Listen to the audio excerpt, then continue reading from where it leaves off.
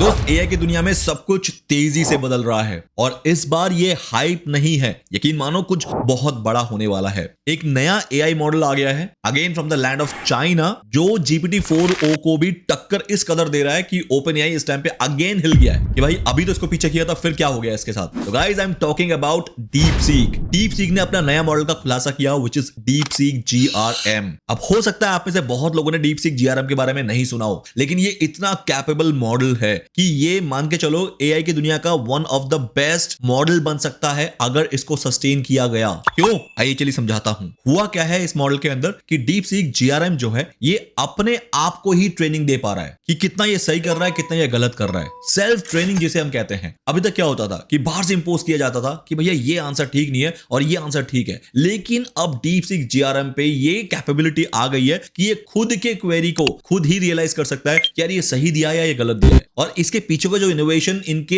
Engineers ने लगाया ना, वो कमाल का है दोस्त। डीपसीक GRM में जो ये GRM वर्ड है ना, वो है जनरेटिव रिवॉर्ड मॉडल, जिसके अंदर वो अपनी खुद की गलती को पकड़ सकता है और अगर ठीक रहा तो अपने आप को रिवॉर्ड देता है और अगर गलत रहा तो खुद ही क्रिटिसाइज करता है अपने आप को। ये पूरा मॉडल काम करता है SPCT मॉडल पे, self principled critic tuning. SPCT मतलब सबसे पहले ये प्रिंसिपल सेट करता है, जिसे हम कॉमन लैंग्वेज में बोलते हैं उसूल। मैं एक लेमन टर्म में बताता हूं। देखो क्या होता है कि आप किसी चीज को कैसे ठहराते हो कि क्या गलत है क्या सही है, अपने उसूल को बेंचमार्क बना के, मतलब उसको सेंट्रलाइज बना के। जो आपके उसूल के लेफ्ट है वो चीजें आप गलत मानते हो, जो आपके उसूल की चीजें राइट है उनको आप सही मानते हो। ऐसा ही करते हो क्योंकि गलत सही इस दुनिया में सब्जेक्टिव है, लेकिन आपके लिए आपका प्रिंसिपल बेंचमार्क होता है जिसके लेफ्ट में चीजें गलत होती है, राइट में चीजें सही होती है। एग्जैक्टली SPCT वैसे ही काम करता है। ये मॉडल अपने लिए पहले प्रिंसिपल बनाता है, मतलब उसे क्या सही लगता है क्या गलत लगता है वो चीज वो डिसाइड कर लेता है, फिर खुद के और दूसरों के जवाबों की क्रिटिक करता है अपने प्रिंसिपल के बेसिस पे। तो जब ये मॉडल ये सारी चीजें कर रहा होता है तो अपने आप को नंबर देता है 1 से 10 तक कि वो जवाब कितना सही है, कितना क्लियर है और कितना सेफ है। उसके बेसिस पे 0 से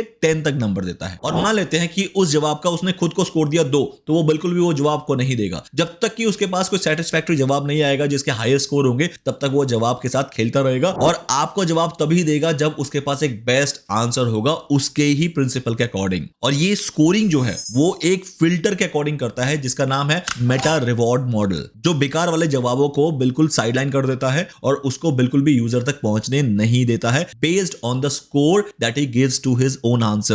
तो दोस्त कुछ समझ आ रहा है कि एआई ही अपने आप को अब ट्रेन कर रहा है कि कौन सी चीज सही है कौन सी चीज गलत है। गलत चीजों को हटाओ, सही चीजों को आगे पास ऑन करो। इससे हमारे जो रिप्लाईज है वो कितना स्ट्रांग और कितना रीजनेबली करेक्ट हो सकते हैं आप सोच नहीं सकते। अभी तक हम जितना भी मॉडल यूज कर रहे हैं, चाहे जेमिनी प्रो यूज करें, चाहे हम ChatGPT यूज करें, ग्रॉक यूज करें, ये सारे जो मॉडल है इनके अंदर हैलुसिनेशन काफी ज्यादा होता है क्योंकि बिलियंस एंड बिलियंस पैरामीटर पे इन LLMs को ट्रेन किया गया है। इतना डेटा है कि अगर कोई डेटा बिल्कुल सिमिलर हो जाता है तो ये हैलुसिनेट करने लग जाते हैं कि कौन सा आंसर ठीक है और फिर एक लेवल पे आके ये LLMs फेल हो जाते हैं और कुछ भी आंसर दे देते हैं। आपने बहुत बार नोटिस किया होगा जब आप इन LLMs पे एक लेवल तक स्ट्रॉन्ग क्वेश्चन पूछना शुरू कर देते हो तो उसके बाद जो रिप्लाईज आते हैं ना, वो रिप्लाईज कहीं ना कहीं आपको लगता है अरे ये तो मैंने पूछा नहीं था, इसका जवाब तो ये होना नहीं चाहिए था, ये ऐसा क्यों आ रहा है। तो वो तब होता है जब इनका हैलुसिनेशन लेवल जो है वो एक्वायर हो जाता है, जिस वजह से इनको पता ही नहीं चलता कि आंसर ठीक दे रहे नहीं दे रहे। बट डीपसीक GRM ने ये अजीब चीज अचीव कर ली है। आप यकीन मानो ये एक बहुत बड़ी प्रॉब्लम स्टेटमेंट थी जो कि इन्होंने सॉल्व करी है, जिसके चलते डीपसीक GRM ने ChatGPT के 4o मॉडल जैसे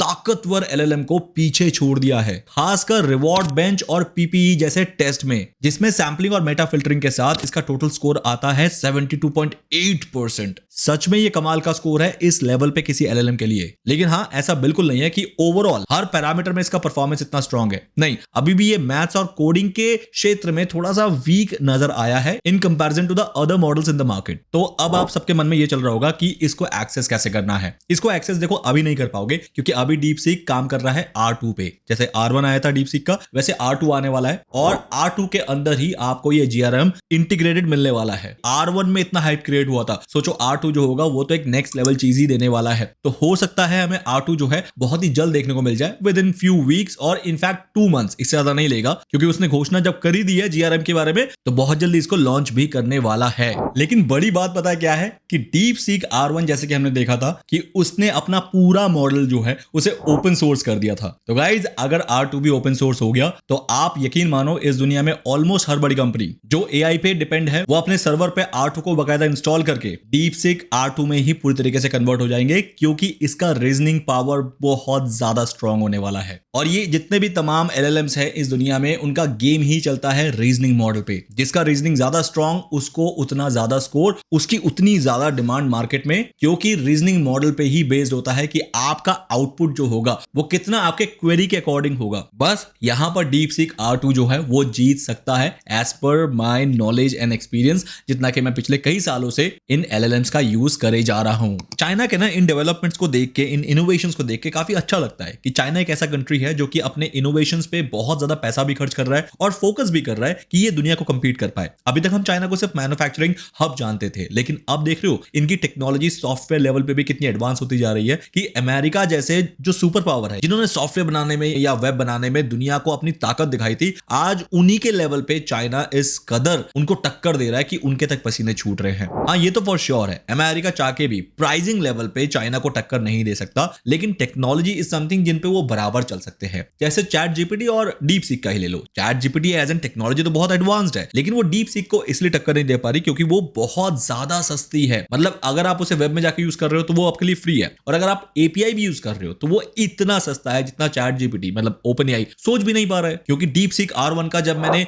API यूज किया अपने कुछ कामों में, एजेंट्स बनाने में, तो गाइस वो इतना सस्ता मिला, जो कि जब मैंने ChatGPT से कंपेयर किया तो वो मुझे लगा ChatGPT तो मेरे पैसे खाई जा रहा है, मतलब निगले जा रहा है। एग्जांपल के तौर पे $10 मैंने ChatGPT का रिचार्ज कराया, $10 मैंने DeepSeek का रिचार्ज कराया। गाइस आप यकीन मानो, ChatGPT जहां की 2 मिनट के टास्क में ही पूरा $10 खत्म हो गया, वहीं DeepSeek 2 घंटे वो टास्क को करता रहा। इतना बड़ा डिफरेंस है। तो जब मैंने इतना बड़ा डिफरेंस देखा तो मैंने ChatGPT का API को रोक दिया। मैंने कहा भैया मुझे रिचार्ज नहीं कराना है, मुझे DeepSeek को ही कंटिन्यू करना है। तो प्राइसिंग के मामले में मैं कहूंगा कहीं ना कहीं DeepSeek मतलब चाइनीज कंपनी जो है वो डेफिनेटली उनका हैंड्स ऑन है। लेकिन हाँ, अगर मैं टेक्नोलॉजिकल इंप्रूवमेंट्स की बात करूं तो कहीं ना कहीं अभी भी OpenAI जो है ChatGPT से हायर एंड पे है कि इनका परफॉर्मेंस थोड़ा सा ठीक है। लेकिन जैसे जैसे DeepSeek भी अपने टेक्नोलॉजीज को एडवांस कर रहा है, गाइस आने वाले टाइम में हमें बहुत सस्ते में इन LLMs और APIs का एक्सेस मिल सकता है, जिनको यूज करके आप अपने ना बिजनेस में बल्कि अपने पूरी कंपनी को होल सोल AI कंट्रोल बना सकते हैं, जिसके अंदर आपका ह्यूमन इंटरवेंशन मतलब लेबर वर्क खत्म कर देगा। मैंने इंटीग्रेट करना शुरू कर दिया है AI एजेंट्स को, जिसके अंदर मैंने DeepSeek के भी APIs लगाए हैं और गूगल के भी APIs लगाए, जो कि अभी फिलहाल के लिए फ्री है, जिनके ऊपर मैंने ऑलरेडी वीडियोस बनाने शुरू कर दिए हैं कि कैसे मैंने कोडिंग पे AI एजेंट लगा के मोबाइल एप्लीकेशंस को बकायदा मैंने AI एजेंट से बनवा के उनको अपलोड करना शुरू कर दिया है प्ले स्टोर पे। अगर आपने मेरे उन वीडियोस को अभी तक नहीं देखा है तो मैं आई बटन पे दे रहा हूं, जाके जरूर देखो। काफी ज्यादा रिस्पॉन्स मिल रहा है उन वीडियोस पे, क्योंकि वो वीडियो